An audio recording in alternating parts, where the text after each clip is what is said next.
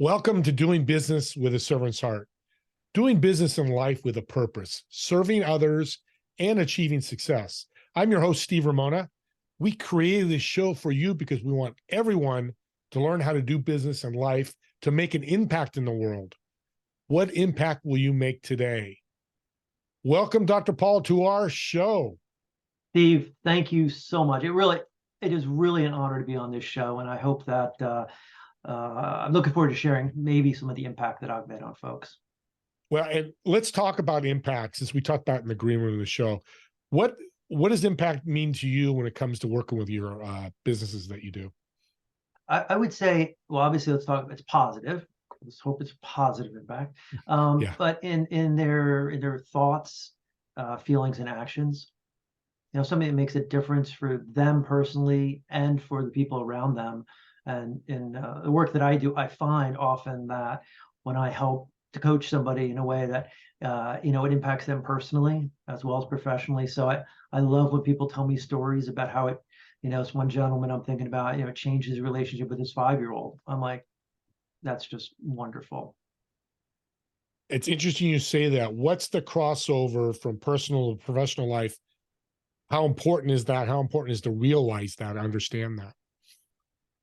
Well, I think that all kinds of personality assessments will say, what's the delta between how you are in your personal life and your professional life, and the more you have to wear sort of a different hat. If you're introverted but you're forced into more of a extrovert kind of role, there's that gap.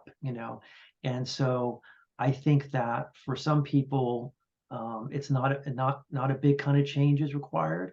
For other people, there is a lot more effort that's needed for that. But in general, I think what you want to avoid is when stressors at work come over into the family life and vice versa. So it's wonderful if they complement each other, but I think too often I've seen cases in which one caused stress in the other realm. Yeah. And I like that because it's different for everybody. That's where somebody like you comes in to manage this from an outside view, right? I try. That's all we can ask. And I think and I feel coaching, every successful person had a coach, mentor, advisor, whatever For sure. title you give them. It's important, right? Yeah, I mean, without question. I mean, to not only to motivate people, you motivate people in different ways, right? Sometimes it is the pat on the back, and sometimes, at least for me, the mentors and coaches I've been blessed with, I get the kick in the butt when I deserve it, right? When I need it. So it's knowing the person and how to bring the best out of them, which is what any supervisor or manager should do for their people as well. So we'll talk about culture, and you mentioned one of your questions. It's interesting to me because culture can be go so awry, but be so great. Mm-hmm. And finding where that goes. Mm-hmm. How do you foster this culture of respect in the workplace and even at home? But let's start with the workplace. Yeah. Steve, I've been talking about respect in the workplace for probably 15 years, 20 years now. And when I, give a talk, people, is respect important? Everyone shakes their head. Yes, yeah, of course. And then I would ask them, well, how do you actually demonstrate respect in the workplace? And that turned out to be a much more challenging question. By the way, I have a list of over 125 ways to do this. Your listeners are more than welcome to it. But it is about, taking action. So you say, you talk about love, obviously, on your show. What does that actually look like on the playing field? And that's what I look to say is, so what does respect actually look like on the playing field? Because if you're going to create a culture, it's got to be driven by attitudes and behaviors. And that's what I help folks. I mean, the most simple kinds of ways. I mean, you may call it silly, but, replying to somebody's, communications in a prompt manner, showing up to meetings, demonstrating consideration, respect in my first book, Characteristics Don't Work, is an acronym. So it's about, if I may just quickly, the R is about recognizing and acknowledging people for their contributions. The E is about empowering people, giving them the tools, the resources they need to really be successful.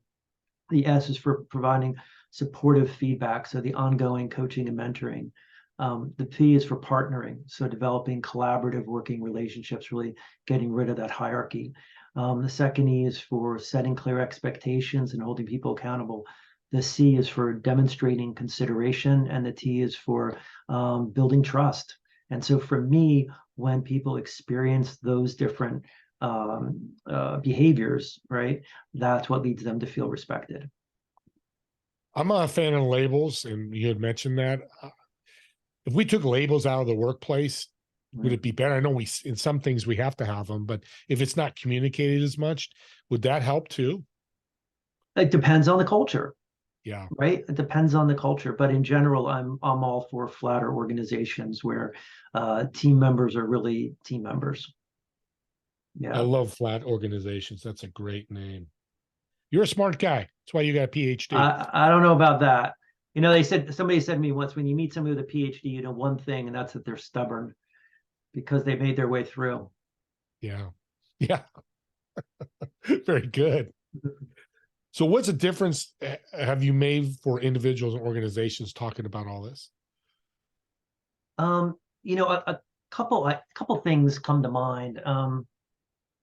One is I mentioned before about a gentleman's 5-year-old. You know, it was somebody who, the listeners that may not know, I believe strongly in 360-degree assessments where individuals get feedback from all the folks around them. So from their direct manager, from their colleagues and their peers, from their direct reports, from other stakeholders and customers, and their own assessment, and then uncovering, you know, blind spots. So here's an individual who thinks that they speak in a concise manner, and it turns out that everyone else says they ramble. Or when somebody says that they're passionate, but other people say they yell and scream. And if somebody says you yell and scream, you yell and scream. So, you know, in this particular case, it was a gentleman who was someone who came across as very, very critical. It was the stick in carrots and sticks don't work. And we were just chatting one day, and I have a clinical PhD as background. So we got on the subject of his family, and he started talking about, he started yelling at his 5-year-old. And I said, wow, I said, I wonder how that makes him feel. And so he went and he asked him, and he said, I don't want to be around daddy. And he was like, wow, wow. And so we started talking about, as a cognitive behavioral psychologist, I'm a big believer in positive reinforcement, you know, and you'll never get the behavior that you want by focusing on the behavior that you don't want. Yeah. So whether that's your dog or your spouse or, you know, somebody you work with. So it's able to help people. I look for the good in people, whether it's your child or your spouse or your worker, right? Look for what's going right, not just for what's going wrong. And if you can do that, you can fundamentally change your relationships with people. Yeah, humans are humans. We're not going to change. We might look different, right? Yeah, absolutely. And then for organizations, you know, I remember having done you know, a keynote once. It was in Asia, and by the time I got back home, there was an email from somebody that said, "Hey, I took your principles. I went back to, you know, my factory and started applying them, and you know, I already see a difference." You know, and when I hear those kinds of stories, like that's what really motivates me, because for me, it's always, you got to make a living, no doubt. You got to make a living. But for me, it really is about making an impact for individuals. And I believe that you can create a culture that makes people healthy, right? People thrive. And when people thrive, organizations thrive. That's just how it works. And I wish more CEOs and leaders really got that. Yeah, I get you, especially when they get too big. And I love the fact about money, because if you bring value, people are willing to pay you. You respect them, you serve them, you, like you said, you give positivity, and you should be working for some sports teams, because I know some. I'm a big sports guy, and I've Oh, yeah. been getting into coaching. It's same thing. It's just another different type of organization, right? Yeah. So let me ask you, regards to communication and doing it wrong in the workplace. I hate the word wrong, but incorrectly. Yeah. What have you seen that you've helped work with that people that are listening could get some tips from? Steve, if you gave a survey, an employee survey, to any company in the world of any size, private, public, government, the number one issue would be communication. That's all you hear. period, right? So it is, so what's going on? Well, one thing is there's miscommunication, of course, when companies try to in some way maybe filter out information. And as soon as there's a lack of communication, a lack of transparency, you're going to get rumors. That's just what's going to happen. And I often encourage leaders to think about the idea of, a mountain. And when you're on top of a mountain, you have a great perspective. You have a great view. You're on the bottom of the mountain, you're looking 5 feet in front of you, you don't have that perspective. And by the way, the higher up the ladder you go, the less actual perspective you have with the people below you as well. And so I think that in general, a generalization is that leadership often under communicates. And that leaves people wondering what's going on. Sometimes people experience a sense of withholding, like, they know more and they're not telling us. My fiance was on an airplane yesterday, flying back from Disney with the kids, and they had mechanical problems, right? Of course. And so what I always say, everyone listening, I am sure has been stuck on a tarmac somewhere. And all you want is communication, right? All you want is the captain to come on and say, I don't know what's going on, and I don't know when we're going to know anything, but I'll tell you when I do. And that alone, right? Having that kind of communication, and in a corporation where you might say, hey guys, we don't know what's going on right now, but we're going to tell you when we can, makes a big difference. Yeah, people are not stupid. They're like, I'm sitting in a plane, we're not moving, something's wrong, but are we blowing up, or are we just out of gas? Is it small or is it big? What do I got to prepare for? We don't do that. We're not bringing value to those people. Thriving is a big thing in business.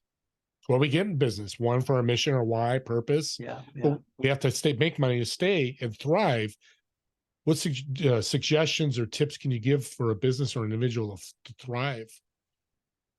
Well, I think, you mentioned it, well, what's the purpose, right? What's the mission of the organization? And, I work for a construction company, and they pave roads, and you would think, wow, blue collar paving roads, good money in infrastructure these days.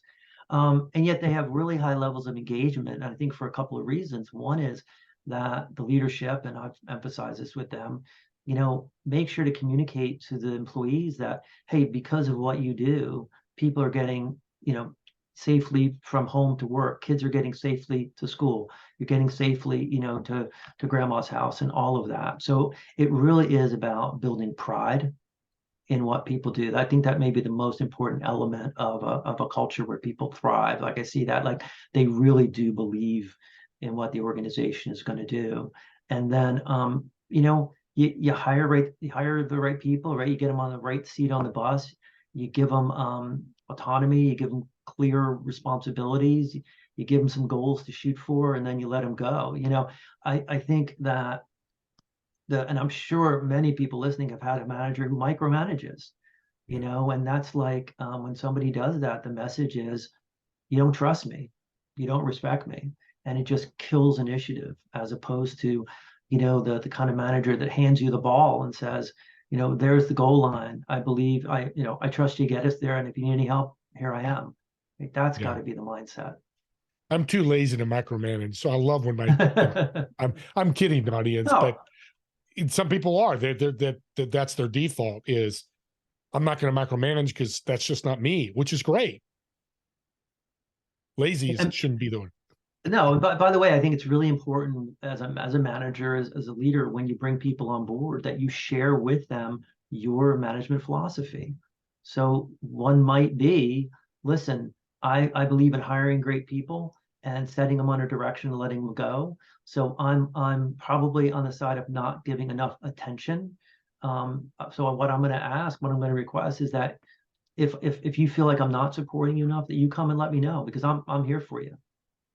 That's a powerful message, Dr. Paul. I love that.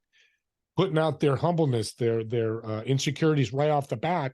Hey, this is where I do wrong. Bring me back in lane, and ask those questions. I like that.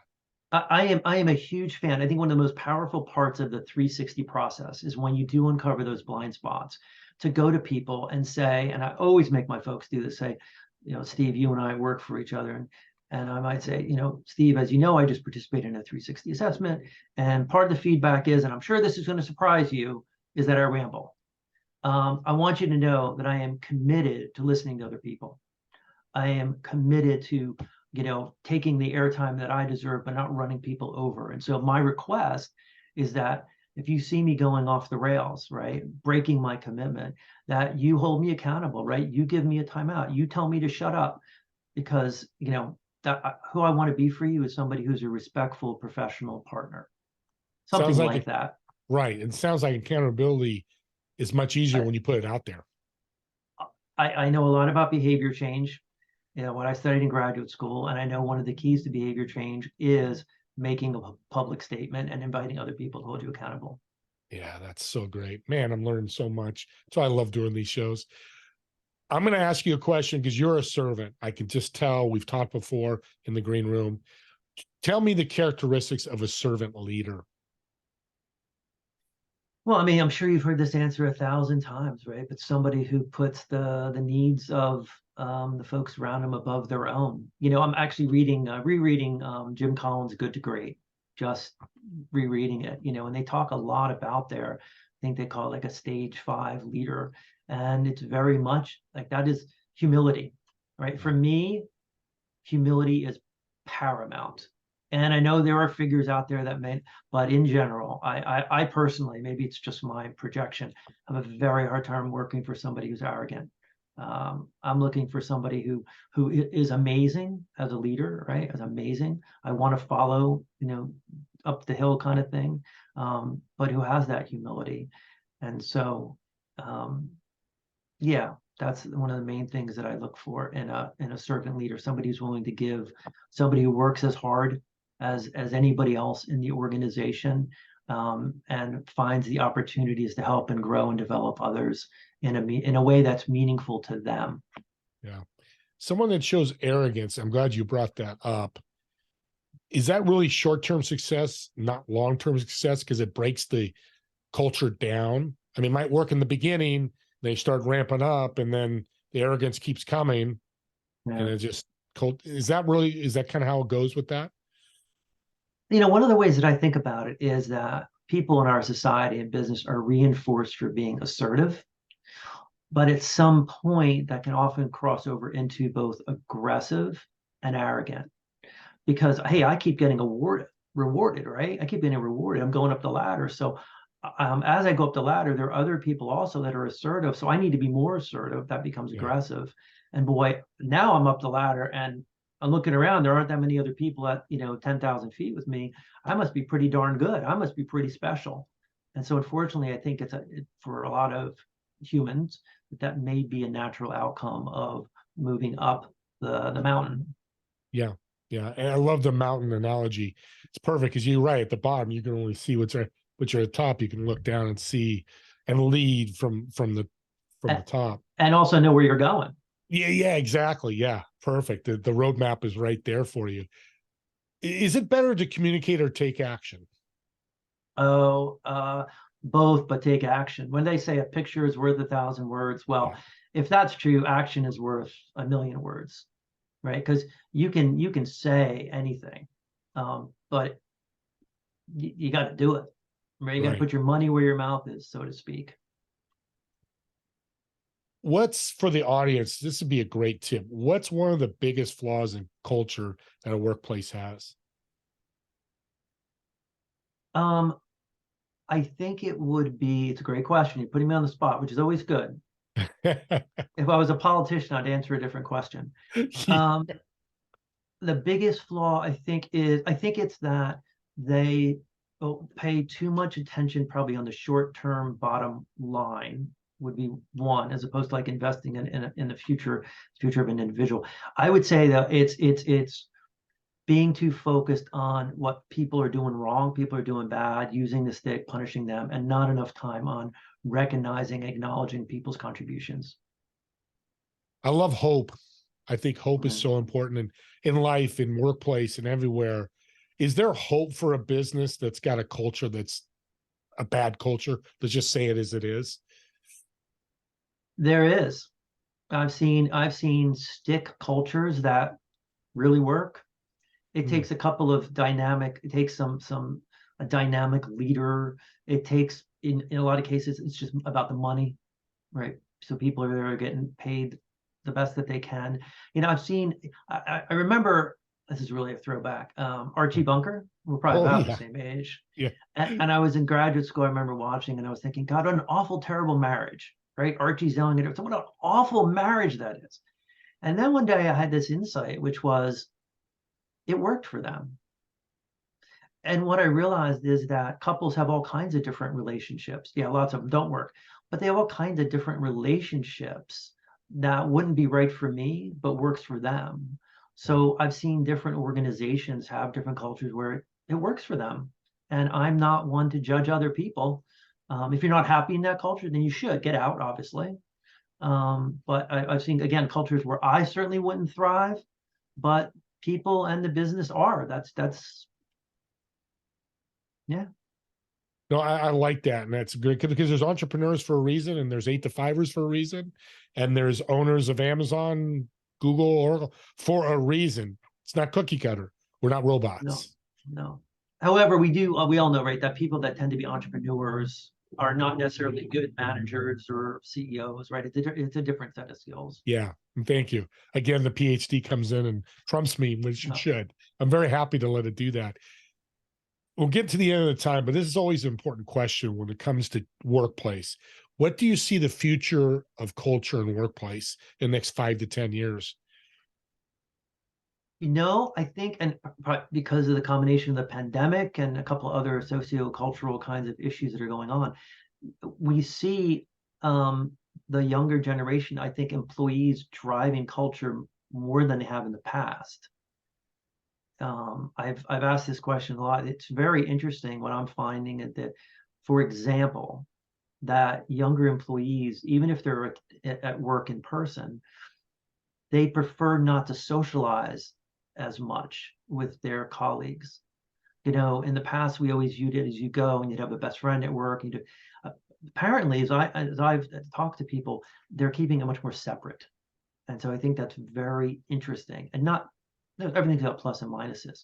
When you have folks at work that really are very close friends, you got that bond, you tend to have more of that element of teamwork. But again, there seems to be a bit of this shift. I do think that you're finding a little bit more influence in terms of the younger people and how they want to see the work-life balance. And you see, of course, a lot of organizations that are paying more attention to their purpose. They're being mission driven, and I definitely think, thankfully, Steve, there is less stick going on than there may have been in the past.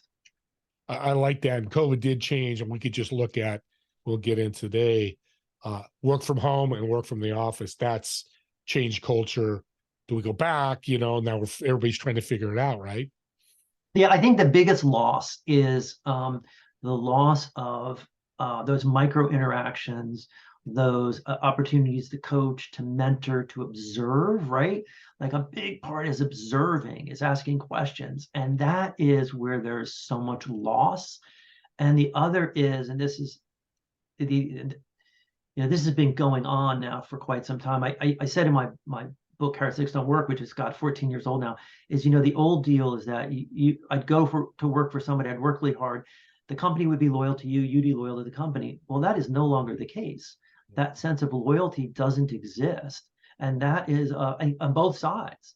And that is, I think, of real detriment to, quite frankly, both the individual and the organization. All I got to say, Dr. Paul, is quiet quitting. Quiet quitting. That's exactly what you're saying. And again, wrong, right. We're not here to discuss it. I don't think that can be discussed as the answer. It's just, if it works, it works. If it, I don't, personally, I don't think it does, but if it works for a company and they're thriving, more power. And I know we're finishing up. I will say one thing, and I say this to my friends, I say to clients, if you are at the point where you are actively searching for another job because you're dissatisfied, you have nothing to lose in talking to your manager or management and saying, I'm unhappy here. For me to be happier, if this is what I need. Because there's no downs. You would rather, if it's possible, I think for most people, to stay in the organization you're at if you could get it fixed. but I never understood why people have just left and the organization be like, what are you doing? Da, da, da, da. No, they should have known they were unhappy, but without giving the opportunity for that kind of a conversation. That's well said. Thank you for sharing, because that's really important. People are, I mean, I think we're at 300,000 unemployed people right now. There's a lot of people unemployed looking for jobs, and it's responsibility on both sides. And I think on the company side, they should do exit interviews. What did we do right? And that's what you're, I love what you're saying. Yeah. How powerful is that? And we don't want to burn bridges. You never know what's Nope. going to come down years later, right? No, you don't. Really quick story. So I'm coaching this gentleman from a very large company you would know, and he decides to leave the organization. So I had a call set up with his manager, and I didn't expect the manager to keep it because this guy just quit right the week before. But I'm like, I better log into Zoom just for kicks, right? Because I haven't heard from him. And there he is, and I'm thinking I'm gonna get yelled at, right? And not at all. And he goes, look, I appreciate your having worked with him, coached him, blah blah blah. And he said, look, I wish this gentleman the best of luck in his new, because you don't know what's going to happen. You don't want to burn bridges. And then he's like, hey, there's somebody else I want you to coach. I'm like, wow, I love that attitude. Like, I just love, like, human beings, you talk about love. Like, if you love people, if that's part of what I call an actionable philosophy, right? It's a belief, but you put action behind that belief, right? That's what makes a difference. Then, like, you could say that you're a philanthropist, but you don't engage in philanthropy. You're not really a philanthropist, right? You could be an environmentalist, but you don't recycle. You're not an environmentalist. So you could say you're a loving person, but if you're not loving, right? So I refer to as an actionable philosophy. I love this. This has been a great show. Dr. Paul, I really appreciate you coming on and giving your insights. They've been fantastic. I really appreciate the opportunity to be on with you and for the work that you do. Thank you.